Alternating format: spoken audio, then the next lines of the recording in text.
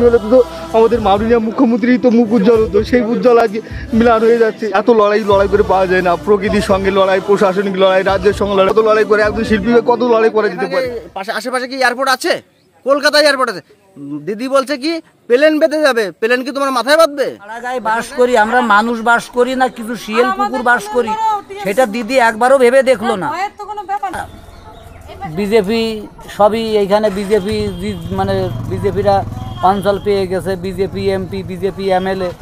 এবার আমরা তো তৃণমূল মানে জিততে পারিনি, তাই ওনার আন্ডারে নেই বলেই পুজোটা হলো না। রাজস্থান থেকে আসছি, 8 মাস আগে টিকিট নিয়েছি এই পুজো দেখবো দেখে।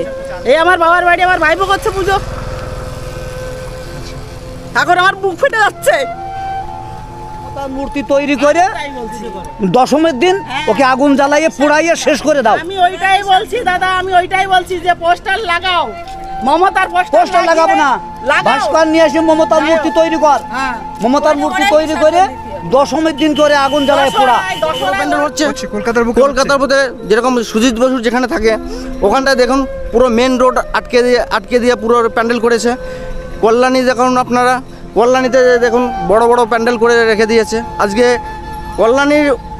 আজকে শাসক দলের ওখানে উদ্বোধন করবে মমতা ব্যানার্জি, এর জন্য এই পুজোটা বন্ধ করে দিয়েছে।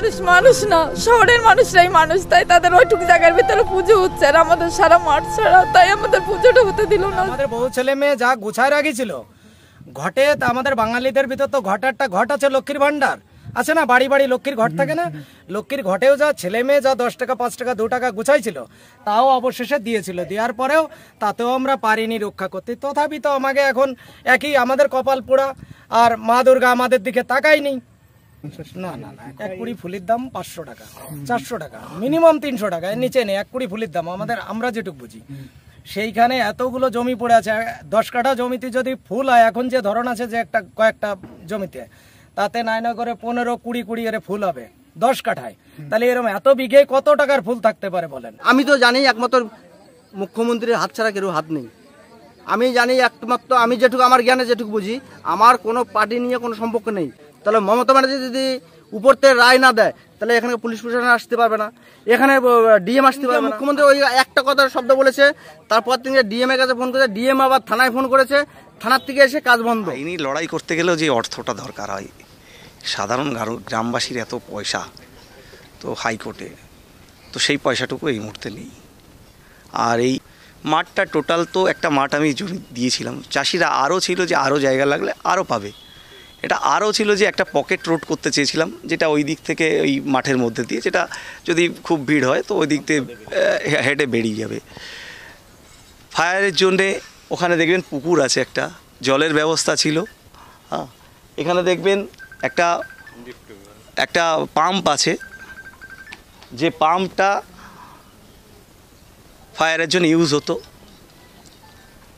বালি যে যা জিনিসগুলো লাগে ফায়ারের জন্য, যেহেতু স্ট্রাকচারের সাথে কোনো রকম বিদ্যুৎ কানেকশানই থাকছে না, সামনে থেকে লাইট দেওয়ার ব্যবস্থা ছিল, টোটালটা লোহা আয়রনের রড দিয়ে ঘেরা ছিল, সেইভাবে প্রপোজালটা দেওয়া হয়েছিল।